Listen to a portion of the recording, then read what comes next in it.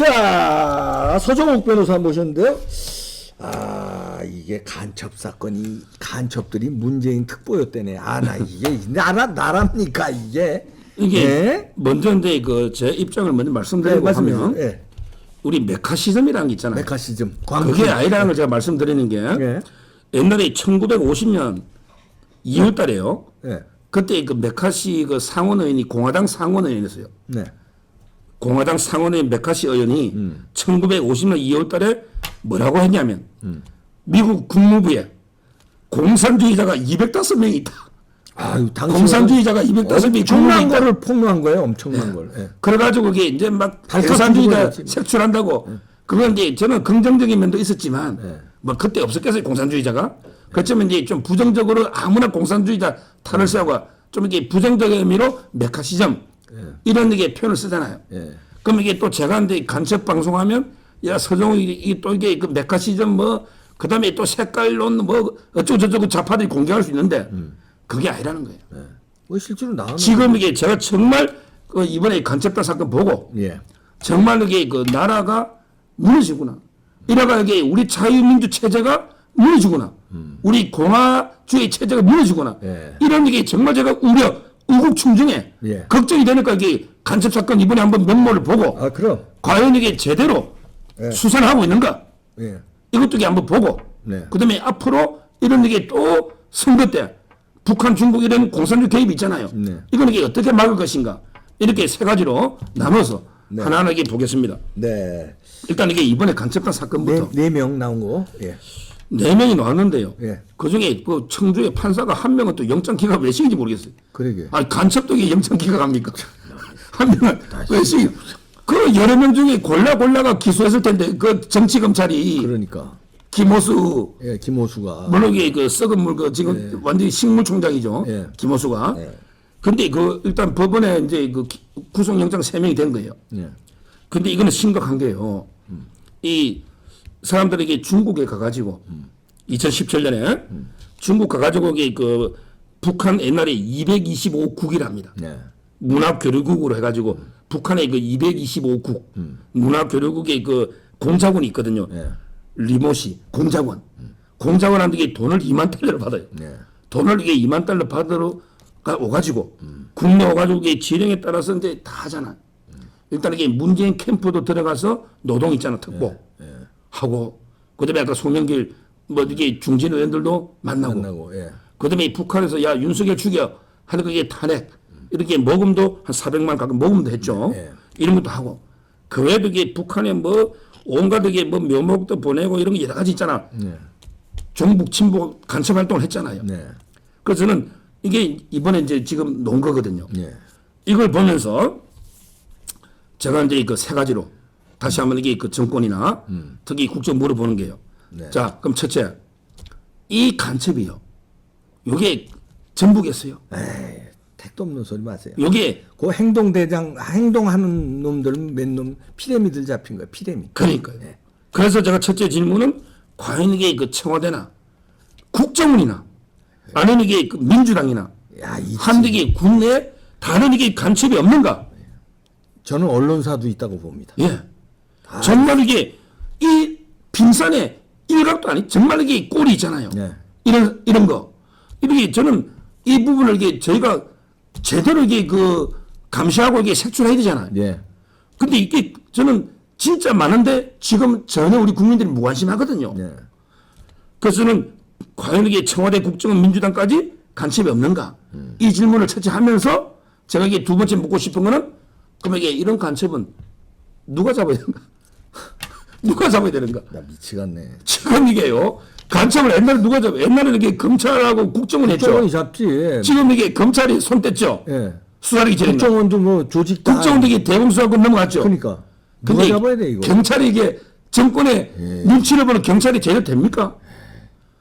국민이 잡아야 돼 이거? 정말 이게 간첩 잡을 사람이 없어요. 그래서 이거 관련해서 저 국정원에요.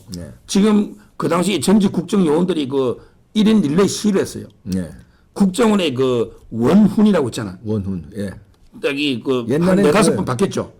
그 음지에서 일하고 양지를 그거는 이제 지향한다. 김종필이가 JP가 만들 때 옛날에. 우리는 이제 그 음지라고 양지를 지향한다. 이게 초대 원론이고 예. 지금 이게 문재인 정권은 뭐라 했냐면 국정 원론이 국가와 국민을 위한 한없는 헌신. 국가와 국민을 위한 한없는 헌신. 근데 이 원론을 갖다가 아름다운 딱 돌로 새겨놔야지 직원들이 계속 보면서 근데 그 간첩이 새겨놨더구만. 간첩 비슷한 사람. 예. 비슷한 게 아니고 오리지널 간첩이죠. 오리지널 간첩이지. 이게 20년 딱 살고 나왔잖아요. 실형 받았어? 20년 하고 특별 사면 받아가 20년 딱 채우고. 아니 국정원 원훈을 간첩이 새겨놓는데 아니 간첩 잡는 기간에 간첩 그릇으로 원인 새겨나면 직원들이 매일 볼 때마다 간첩 잡겠어요? 그러니까 간첩이 원훈인데. 그래서 이게 1인 시위를 한 거예요. 이 삭제라고. 네. 그렇죠. 예. 지금 뭐 이게 박지원이가 뭐 국회에 갔던 거 8월 3일 날 거기 법과 원칙에 따라 수사하겠습니다. 무슨 이게 법과 원칙에 따라 철저 수사에 은폐하기 바빠요. 은폐하기. 그래서 제가 이제 그 이번에 문제는 게 법 조문 적용도요. 네. 오늘 이게 논란이 있어요. 오늘 조선일보 사설에 보면 네. 야 이거 간첩죄는 빼고 왜 이거 회합하고 통신한 거 있잖아. 그렇지. 요걸로 이게 꼬리 자르는 게 아니냐. 안 돼. 이런 게 사설도 있었는데 네. 또 이제 중앙일보에 보면 지금 이게 뭐 목적 수액 간첩죄로 수사하고 있다. 이거는 이제 보도가 있어요. 네. 제가 보기에 이런 간첩은 이게 어떻게 간첩이 안 되고 회합 통신죄만 됩니까? 말 같은 소리하고 간첩이지 똑 떨어져. 돈 받아가지고 온갖 이게 공작금 받아가지고 했는데 혈서까지 썼더만. 그 지령문 받은 것도 나가고 충성 맹세한 게 다 나왔는데 무슨 똑 떨어지는 간첩도 아주. 그러니까 이게 목적 무슨 수행 간첩인데. 간첩죄가 되면 사형 무기징역밖에 없거든요. 네. 사형 무기징역밖에 없는 거예요. 간첩이야, 간첩. 이걸 이게 회합 통신으로 아이. 제명 꼬리 잘라가지고 옛날에 그 1심회라고 있었잖아요. 1심회. 1심에 예. 그 1심에 논문 간첩 때. 사건이 있었죠. 예. 근데 그때도 수사하다가 그 국정원장 김성규가 물러났잖아. 청와대가 방해해가지고. 이번에 그러려고 그러나 이것들이 그러면 안 되네. 지금 이게 경찰이야 청와대 앞에 가면 이게 깨경하지. 제가 보기에 이게 최소한 법을 약한 걸로 적용해. 그 다음에 김명수한테 또 전화 한 통하면 되잖아. 야, 이게 최소한 선처해. 김명수한테. 이러면 이게 그냥 몇 년 안 살고 노는 거 원래 사형 무기징역이에요. 그럼. 따라서 저는 이게 두 번째 간첩 누가 잡을 것인가. 이게 두 번째 질문을 던지는 거예요. 예. 참 슬픈 나라다 진짜. 그 다음에 마지막으로 이게 중요해요. 뭡니까? 앞으로 이게 그 선거 앞두고요. 중국, 북한의 공작 있잖아. 뭐 간첩을 해가 여론 조작한다든지 아니면 그 나라에서도 할 수 있어요. 서브로 다. 예. 이 지난번에 중국이나 했어요, 북한의 지난번에도. 예. 공산주의 이 선거 개입을 어떻게 차단하고 말 거냐. 이것만 생각하면 제가 요즘 걱정이 돼가 자다가도 한 번씩 걱정해요. 저는 이게 내년 선거에 부정선거 중에 이게 제일 큰 거예요. 네. 옛날에 그 북한의 심리전 공작하면, 예? 공작하면 이게 그래도 그나마 뭐 원세훈 총장 국정원에서 대응팀이 있었잖아. 예. 기무사도 있었잖아.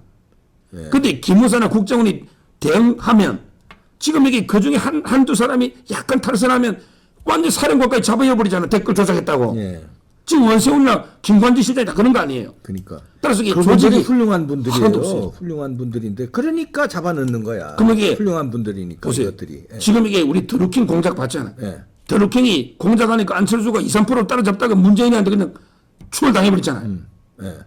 자, 그럼 이게 중국의 조선정원 100만 명입니다. 예. 북한의 해커나 이게 조직원이 몇 명입니까? 예. 이 사람들이 제가 노량진에 그 학원가에 강의도 하고 제가 모 학원에 이사도 하거든요. 예. 근데 강사들끼리 요즘 막 한 100억씩 벌다 보니까 비방질이 많아요. 근데 국내 서버 하면 다 잡아내. 그래서 어딘 중국, 심양, 중국의 서버를 만들어 놨고 서로 매일 그 알바 동원해가 저놈 실력 없는 놈 뭐 맨날 틀리고 계속 공작합니다. 자, 그렇다면 이게 그 중국이나 북한에서 수만 명, 수십만 명이 날마다 이게 윤석열이 저놈 저래 안 돼, 최재형이 저놈 저래 안 돼. 야, 이렇게 공작할 때 누가 막느냐 말이죠. 제2, 제3의 드루킹들이 지금 활동하고 드루킹보다 뭐 거기 킹커랩으로 킹커버 더 센 걸 하면 누가 막느냐 말이야. 킹 고래로 해버려 거기. 그래서 저는 야 이게 우리가 지금 자유우파 의병을 만들어 우리 의병이 지금 막을 수도 없는 거고 도저히 이렇게 선거하면 이게 공정 어떻게 되겠습니까? 큰일 났습니다. 따라서 이게 저는 선거 앞두고 그러면 이게 앞으로 북한의 공작 간첩이잖아. 네. 이게 더 넘쳐날 텐데 이걸 이게 어떻게 우리가 막을 수 있는가 말이야. 공직선거를 위해서. 이 걱정이 되는 거야. 이 세 가지. 큰일 났어요.